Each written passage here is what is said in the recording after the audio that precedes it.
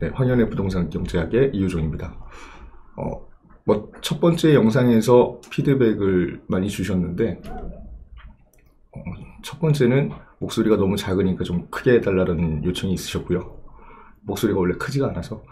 두 번째는, 부동산이 망하면은 왜 나라가 망합니까? 라는 질문도 주셨기에, 그에 대해서 좀 답변을 드리고자 두 번째 방송을 시작합니다. 네, 그리고 폭락론자들이 이제 막 박수를 치는 현상이 계속 이제 이어지고 있습니다.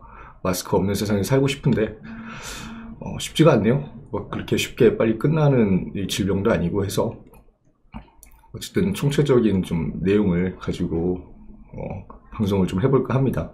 오늘 주제는 그렇습니다. 뭐 이제 집값이 50% 70% 떨어질 것 같다. 떨어질 수도 있습니다. 떨어질 수 있는데 어떻게 하면은 그 부동산이 이렇게 떨어지는가, 완전히 박살이 나고 우리 자산은 멀쩡한데 부동산이 떨어지면은 이제 그때가 기회다라고 하시는 분들도 계시는데 그 기회가 어떻게 올 건지 그것도 한번 풀어보도록 하겠습니다. 자, 오늘 주제는 부동산은 지금 하면 절대 안 된다. 예, 한정자산 부동산이 폭락을 하는 극단적인 상황에 대한 예측입니다. 혹시나 뭐 투자를 계획하고 계시는 분들이나 아직도 집이 없으신 분들 참고하시면 좋을 것 같은 내용이니까 잘 들어보시길 바랍니다. 우선은 폭락한다 얘기하시는 분들 입장은 뭐 저도 다 알겠습니다. 그래서 어떻게 하면 폭락을 하는지 풀어보도록 하겠습니다. 지금부터 말씀드릴 사항의 거의 대부분은요, 우리가 아무것도 하지 않았을 때, 그냥 이 상태가 계속 유지된다고 봤을 때 일어날 수 있을 그런 내용이니까 참고를 해주시기 바랍니다. 자, 우선은 코로나19가 이제 굉장히 무서운 질병이긴 한데, 스페인 독감이라고 예전에 들어보셨을 겁니다. 한 번쯤은 그 유럽 전역에 퍼져서 굉장히 뭐 유럽 인구의 한 5분의 1 정도가 이제 사망을 했죠. 코로나19가 이제 종식이 안 된다 하면은 스페인 독감을 넘어서 역대 최악의 질병으로 이제 기록이 될 것 같고요. 우선은 하늘길이 끊겼습니다. 이 인구 이동 자체가 멈춰 있기 때문에 여행사가 굉장히 힘듭니다. 그래서 여행사가 힘들고 여행을 못 가니까 또 항공사가 힘들겠죠. 항공사도 힘들고 항공사가 기름을 써줘야지 먹고 살 수 있는 석유회사도 힘들어집니다. 그래서 연쇄적으로 이제 안 좋아지는 상황이 벌어질 것 같습니다. 그래서 연쇄 파산을 하는 거 아니냐, 뭐 그 와중에 석유는 뭐 감산을 하느니 증산을 하느니 맨날 이런 거 가지고 싸우고 있죠. 어쨌든 이렇게 계속 이렇게 지속이 되면은 여행사도 망하고 항공사도 망하고 그다음에 석유회사도 망할 겁니다. 그래서 그 회사가 이제 어떤 부분에서는 일정하게 뭐 전 세계 산업의 일부가 이제 망가지는 부분이라고 보시면 될 것 같은데, 그렇게 파산을 하죠. 파산을 하게 되면은 이 파산을 한 업체든가 아니면은 더 안 좋아져서 파산 위기에 들어가는 업체에 돈을 빌려준 업체들이 또 있습니다. 회사채를 매입했다고 하죠. 돈을 빌려줬는데 돈을 받을 수가 없습니다. 그래서 빌려준 돈은 또 다른 사람한테 또 빌려가지고 내가 이쪽에다 꺼줬는데 이쪽에서 못 받으니까 다른 쪽에 갚아야 될 돈이 없겠죠. 그래서 투자를 한 회사도 이제 어려워질 거고요. 우선은 뭐 연쇄 부도가 이제 현실화가 된다 그러면 당연히 첫 번째는 이제 돈 좀 이따 갚을게, 미안하다, 내가 어떻게든 돈을 마련해 볼게, 그리고 우리 회사 좀 사줘, 이렇게 얘기를 하면서 이제 인력 감축이라든가 뭐 시설에 대한 설비라든가 이런 걸 이제 내다 팝니다. 그래서 직원들이 해고가 될 거고요. 그래서 그런 업종에 이제 여행사, 항공사, 석유회사 이렇게 세 개 축이 있다고 말씀드렸습니다. 지금 현재는 그 업종에서 실직 인구가 많이 늘어날 것 같습니다. 그리고 여행사나 뭐 항공사만 힘든 건 아니죠. 외출을 뭐 아예 못하게 해버렸으니까 지금 자영업 하고 계시는 분들 많이 힘드실 텐데 소매점 자영업자들도 이제 매출이 떨어집니다. 그리고 집단으로 모여서 뭔가 이렇게 일을 하는, 특히나 이제 제조업 관련된 업체들은 같이 일을 못 하잖아요. 그러니까 파산을 하겠죠. 그리고 그로 인해서 이제 우리 제조업을 기반으로 하는 회사들이 상당히 많습니다. 삼성도 그렇고 현대도 얼마 전에 코로나 때문에 뭐 공장 일시 중단됐다고 하고, LG도 마찬가지고, 이런 대기업들도 이제 제조를 못 하니까 당연히 매출도 없겠죠. 이 상태로 계속 간다는 전제입니다. 그래서 매출이 없으니까 뭐 지금은 이제 신입을 안 뽑습니다. 신입을 뽑지 않는 선에서 아직까지는 버티고 있는데 구조조정이 들어갈 수도 있습니다. 근데 이 대기업에서 운영하는 인력이 엄청 많잖아요. 구조조정 들어가서 이제 대량 실업 사태가 또 발생을 하겠죠. IMF 때도 그랬고, 좀 안 좋았던 적이 몇 번 있었는데, 어쨌든 그렇게 될 겁니다. 그럼 대기업이 망하면은 당연히 일감을 주던 하청업체들도 줄줄이 이제 또 망하겠죠. 또 이제 실업자가 폭증을 할 겁니다.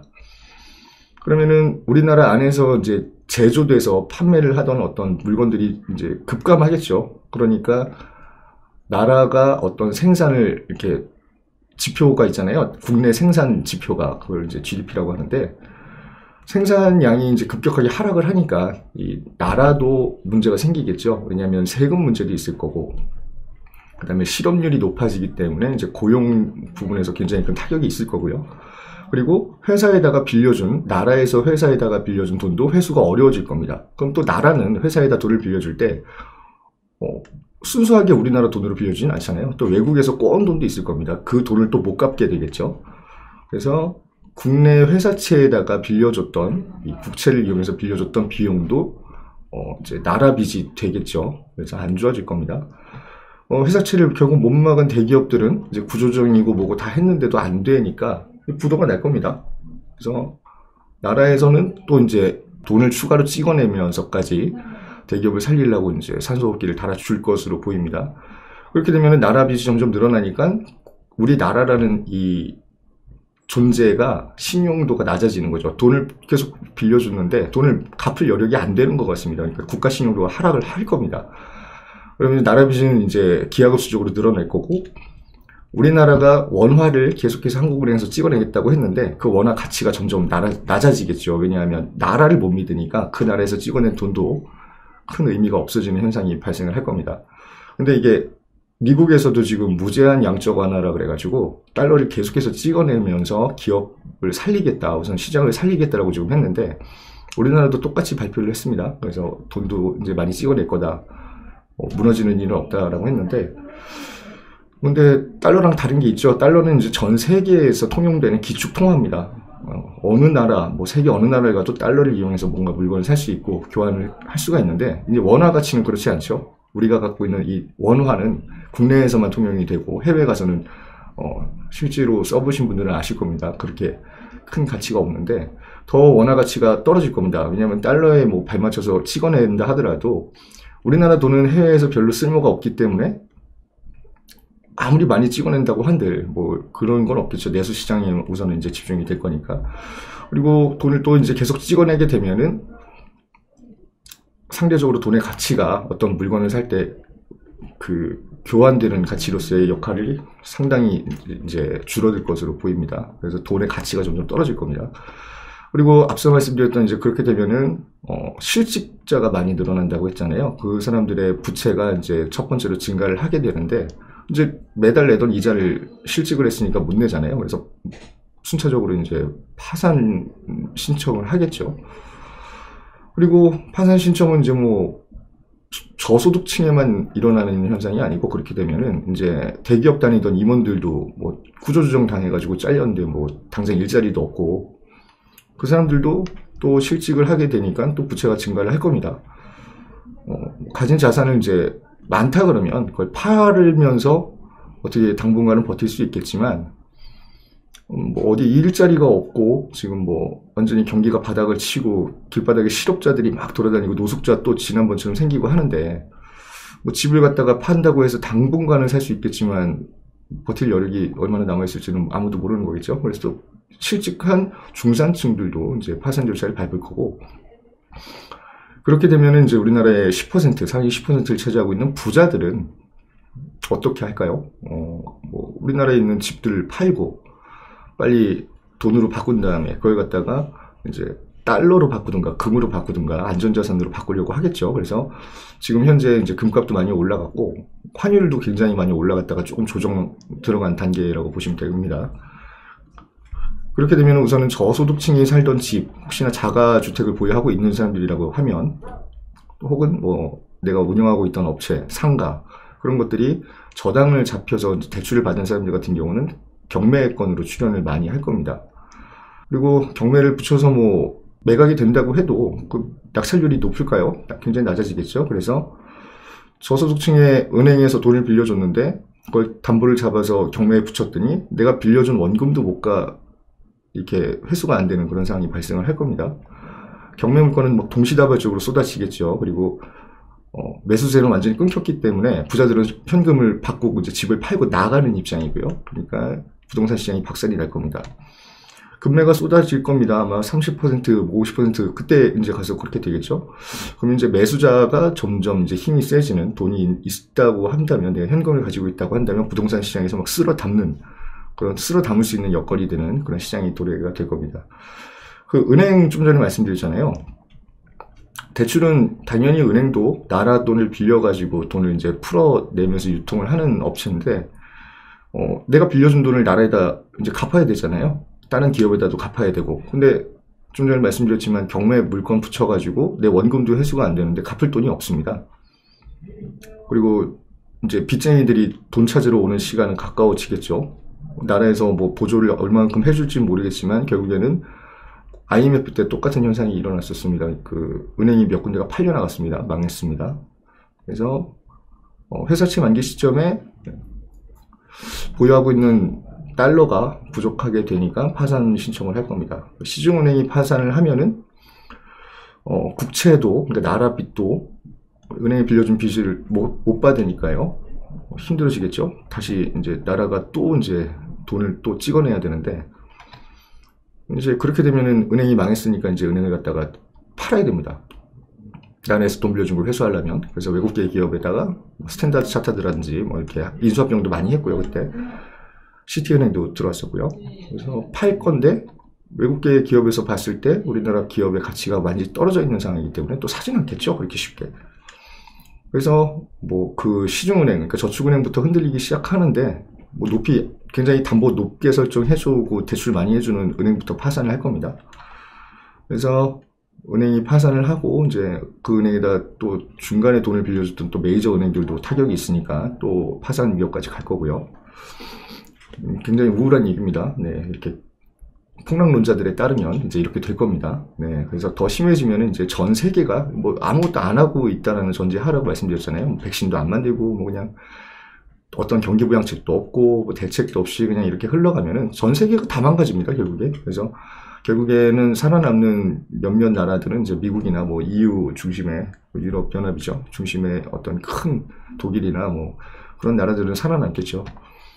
그리고 뭐 중국도 돈이 없는 건 아니니까, 뭐 러시아는 무기가 많고요. 뭐 그다음에 뭐 석유 부자들, 뭐 그런 사람들은 남아 있을 겁니다. 뭐 전 세계 부가 이제 재개편이 되는 그런 시점이 오겠죠.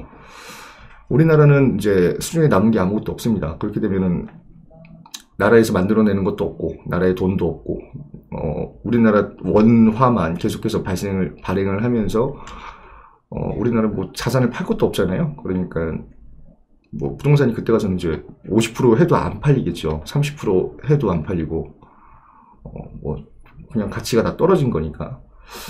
그래서 이제 그 와중에 돈은 우리가 뭐 많잖아요. 많이 푼다고 했으니까 아무것도 못하고 그냥 벼락 맞은 듯이 가만히 서 있다가 이제 돈만 찍어내는 현상이 발생이 됩니다. 그러니까 그런 나라들이 몇 군데 있었죠. 뭐 그리스도 있었고, 예전에 뭐 포르투갈, 스페인 뭐 그런 데도 있었고, 제일 유명한 나라가 이제 우리나라 맨날 비아냥거리는 베네수엘라가 있는데, 과자 한 봉지 살려면 손수레 끌고 가야 된다 그러죠. 예, 그 정도의 돈의 가치가 이제 무너지는 세상이, 이 코로나19가 종식되지 않고 아무것도 하지 않는다면 도래할 겁니다. 그래서 50% 떨어질 때까지 뭐 기다리겠다. 그때 가서는 현금의 가치는 어떻게 될까요? 우리가 가지고 있는 원화의 가치를 한번 따져보셨으면 좋겠습니다. 그럼 부동산만 50% 폭락한다고 이런 얘기들을 하는데, 세상에 상대적인 가치가 없는 게 어디 있겠습니까? 부동산이 폭락했으면 그 대가는 이미 치르고 있을 거라는 그런 얘기입니다.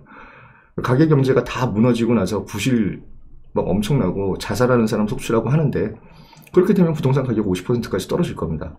근데 나도 망해 있을 거예요. 그건 제가 뭐 경제라는 거를 조금이라도 공부해 보신 분들이라면, 제가 다시 한번 말씀드리지만 너무나 당연한 논리입니다. 부동산만 50% 폭락할 수는 없습니다. 절대. 저는 이거 뭐 몇 번, 저희가 뭐 수십 번 겪어봤던 얘기거든요. 부동산이 떨어지는 가장 큰 요인, 항상 말씀드리지만 공급입니다.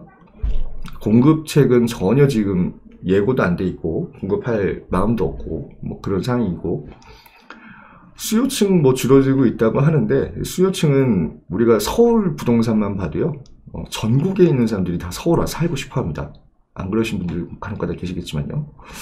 자, 그럼 우선은 내용은 이렇습니다. 뭐 부동산이 폭락한다라고 계속해서 막 박수 치고 있고 이제 막 신나가지고 들떠 있는 사람들이 많은데, 어쨌든 이렇게 되면 부동산이 폭락합니다. 그래서 그동안 그렇게 되기 전에 분명히 또 어떤 대책이 나올 거라고 저는 생각을 하고요. 그럼 여기서 이제 저는 또 한 가지 합리적인 의심을 좀 해보겠습니다. 왜 폭락론자들은 나라가 이렇게 망가지는 것을 원하는 걸까? 이 사람들은 그 부동산 폭락 시기에 과연 우리가 어떻게 대처를 해야 된다는 그 대처법은 알려주고 있는지도 좀 의심을 해보고 싶습니다. 이 사람 뭐 하라는 거죠? 그럼 부동산 무주택자들이 부동산 사야 되는데, 곧 폭락할 거니까 사지 마라, 맨날 이러고 있거든요. 그러면 언제 사라는 얘기입니까? 네, 저는 좀 궁금합니다. 그래서 어쨌든 뭐 주택 하나만 가지고 있었던 분들이 많이들 찾아오세요. 몇 해 전에 뭐 정책 바뀌면서 무서워서 팔았는데 지금 몇 억이 올랐더라 하면서 막 울고 계시는 분들 계시고, 이런 분들한테 어떤 대안을 마련을 해주고 어떤 얘기를 해주고 싶은지 좀 궁금합니다. 재밌습니다. 폭락론자들이 하는 얘기는 뭐 구체적인 수치 들고 와가지고 맨날 설명하잖아요. 뭐 내가 더 많이 안다, 너보다 뭐 여러 번 겪어봤지 않았느냐 하는데 다 틀렸습니다, 이때까지. 이유는 또 그럴싸합니다. 얘기 들어보면 폭락한다는 뭐 1000가지 10,000가지 이유가 항상 존재를 하는 사람들이고, 뭐 주머니에서 뭐 그냥 애들 사탕 빼먹듯이 이렇게 계속해서 생산을 해내는데 기가 막히게 또 그럴싸하죠. 근데 그럼에도 불구하고 부동산 가격이 올랐다는 거, 그거에 대한 반박은 전부 다 이 투기꾼 탓으로 돌리는 또 기상천외한 마법을 또 부리고 있습니다. 부동산 뭐 하루 이틀 겪어보시는 거 아니고요. 앞으로도 더 겪어야 됩니다. 우선은 뭐 오늘 방송은 여기까지 마무리를 하고, 최악의 상황을 가정해서 말씀드렸는데, 이런 최악의 상황이 오지 않기를 바라는 마음으로 좀 마무리를 하고요.